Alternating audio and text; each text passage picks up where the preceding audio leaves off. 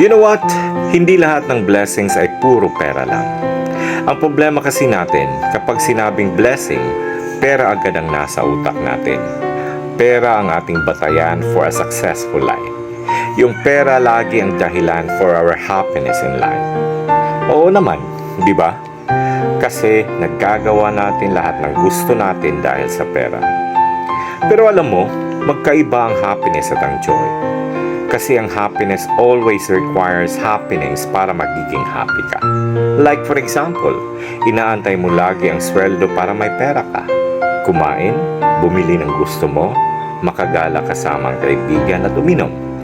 And after that, mag-aantay ka na naman sa susunod na sweldo kasi ubos na ang pera mo. Feeling empty na naman ang pakiramdam mo.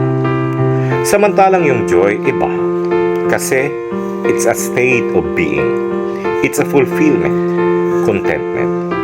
Andyan yung blessing ng buhay, buo ang pamilya, walang mga sakit, may iilan pero totoong kaibigan, bagong mga opportunities at memories in life. And that's life, more than just money. Kaya, be grateful to God. Good morning!